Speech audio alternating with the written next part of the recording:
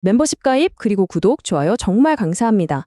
자, 최근에 미국에서요. 암호화폐 시장의 운명을 통째로 바꿀 수 있는 아주 중대한 법안이 갑자기 딱 멈춰섰습니다.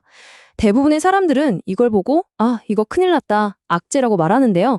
하지만 오늘 저는 이게 사실은 거대한 기회의 문을 여는 신호탄일 수 있다는 점, 그 뒤에 숨겨진 진짜 이야기를 한번 제대로 파헤쳐 보려고 합니다. 자, 그럼 이 엄청난 변화에 대해서 본격적으로 한번 들어가 보죠. 오늘 우리는 이 복잡하게 얽힌 퍼즐을 6개의 조각으로 나눠서 하나씩 맞춰볼 겁니다. 첫 번째는요, 모두가 궁금해하는 그 법안 지연의 진짜 속사정을 알아볼 거고요.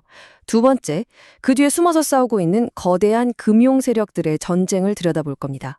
세 번째, 왜 기존의 강자들이 무너지고 있는지, 그리고 네 번째, 그 빈자리를 누가 또 어떻게 채워나가는지 살펴볼 겁니다. 그리고 다섯 번째, 이 모든 판을 뒤엎을 진짜 게임 체인저를 만나본 뒤에 마지막으로 이 모든 게 어떻게 더 큰 그림, 그러니까 달러의 미래와 연결되는지 그 청사진까지 확인해 보겠습니다. 그럼 첫 번째 조각부터 바로 시작하죠. 네, 첫 번째 섹션, 지연의 진짜 진실입니다. 지금 워싱턴에서는 도대체 무슨 일이 벌어지고 있는 걸까요? 이건 그냥 미국만의 얘기가 아닙니다. 전 세계 디지털 자산의 미래를 결정할 핵심 법안, 바로 이 CAA-RIA-T 법안의 심의가 표결을 코앞에 두고 갑자기 중단됐습니다.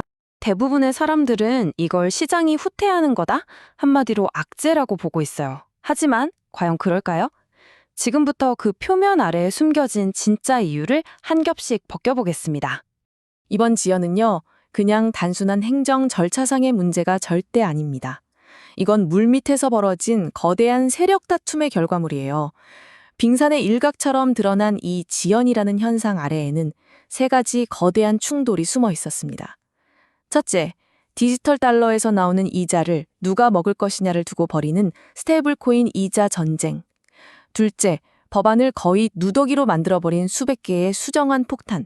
그리고 마지막으로 혁신과 보호 사이에서 끝없이 대립하는 투자자 보호 기준 논쟁. 바로 이 세 가지가 충돌한 겁니다. 자, 두 번째 섹션, 구금융과 신금융의 전쟁입니다.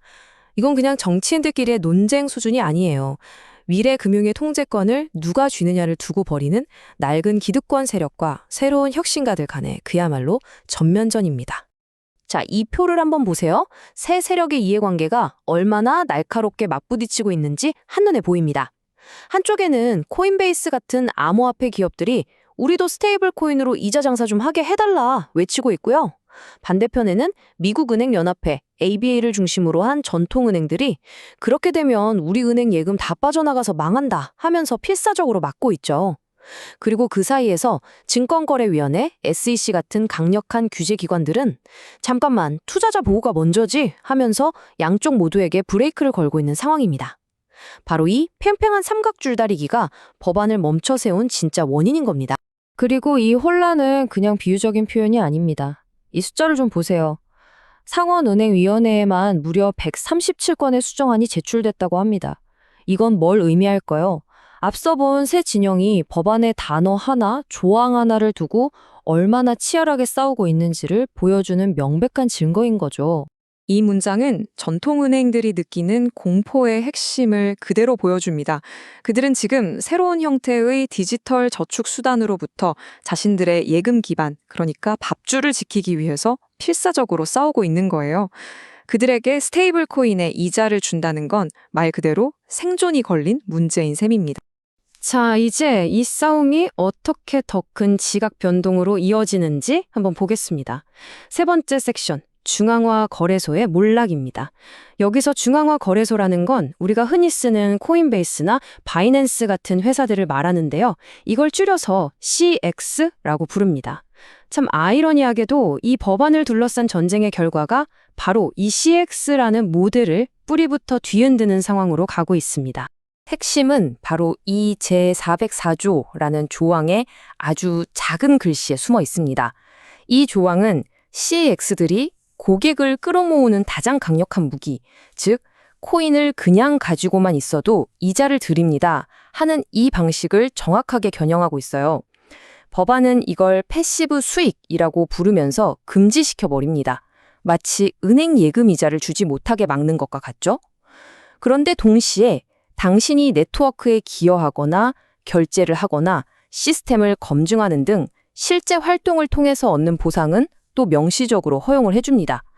이건 사실상 CAX의 비즈니스 모델 자체를 부정하는 것과 다름없는 겁니다. 이 슬라이드가 바로 앞으로 다가올 미래의 모습을 보여주고 있습니다. 왼쪽의 낡은 방식, 즉 GX라는 중간 상인을 거쳐야만 했던 시대는 이제 저물고 있어요. 이제 오른쪽의 새로운 모델, 즉 여러분의 개인 지갑과 여러분의 은행 계좌를 직접 연결하는 시대가 오고 있습니다.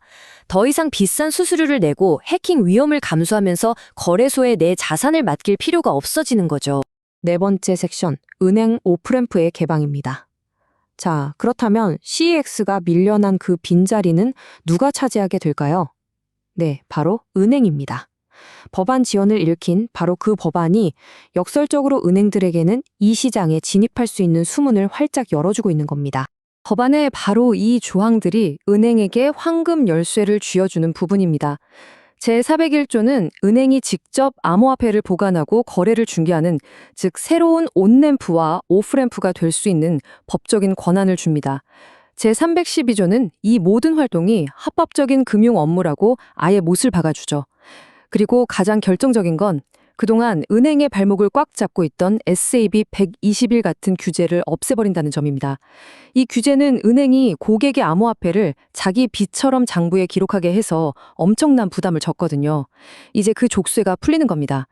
은행들이 아무런 부담 없이 이 시장에 마음껏 뛰어들 수 있는 초고속도로가 열리는 셈이죠.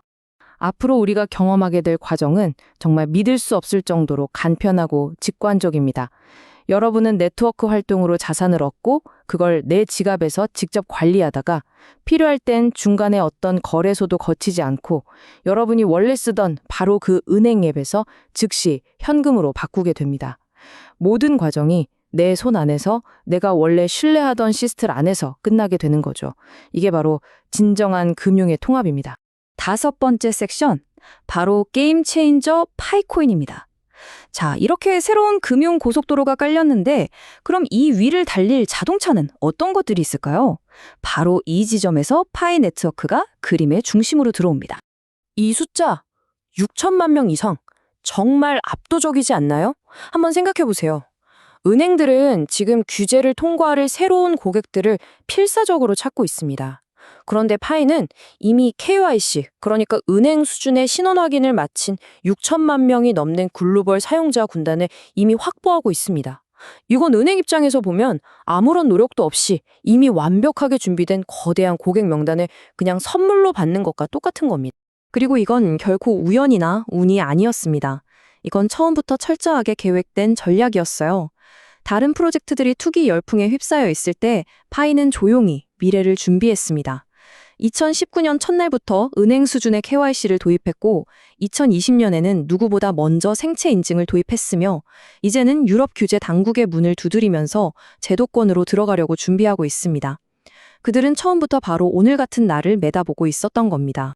그리고 결정적으로 매일 앱에 들어와서 참여하고 노드를 운영하고 생태계 앱을 사용하는 것에 대해 보상하는 파이의 모델은요, 아까 봤던 제404조가 허용하는 활동 기반 보상과 완벽하게 일치합니다.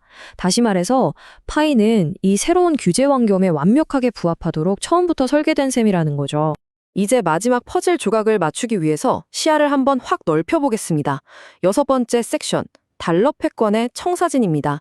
이 모든 입법 전쟁은 사실 훨씬 더 큰 지정학적 전략의 일부입니다. 우리는 이걸 달러라이제이션 2.0이라고 부를 수 있습니다. 과거에는 다른 나라들이 자국 통화 대신에 실제 미국 지폐를 썼다면 이제는 그게 디지털 버전으로 진화하는 겁니다. 미국은 중앙은행이 직접 디지털 화폐, 즉 CBDC를 만드는 복잡한 길 대신에 민간이 만든 달러 기반 디지털 자산들을 자국의 은행 시스템 안으로 싹 끌어들여서 통제하는 방식을 택한 겁니다. 전 세계의 암호화폐 시장이 결국 미국 은행 시스템을 통해서 돌아가게 만들어서 달러의 지배력을 이 디지털 시대에도 그대로 이어가려는 정말 거대한 전략이죠. 기존의 머니그램 같은 송금 업체도 물론 훌륭하지만 결국 파트너십에 의존해야 한다는 한계가 있습니다. 하지만 파이처럼 전 세계 수천만 명의 사용자를 가진 네트워크를 전체 글로벌 은행 시스템과 직접 연결하면 어떻게 될까요? 그 도달 범위는 거의 무한에 가까워지고 속도는 즉각적이게 됩니다. 전 세계 모든 은행 계좌가 사실상 하나의 거대한 결제 네트워크로 통합되는 엄청난 효과를 낳게 되는 거죠. 이것이 바로 새로운 금융 생태계의 완성된 모습입니다.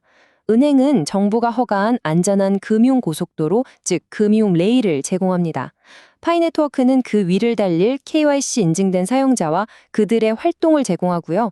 그리고 이 시스템 안에서 사람들은 RWA, 즉 부동산이나 주식 같은 실제 자산을 토큰화한 것들을 DX라는 탈중앙화 거래소에서 자유롭게 사고 팝니다.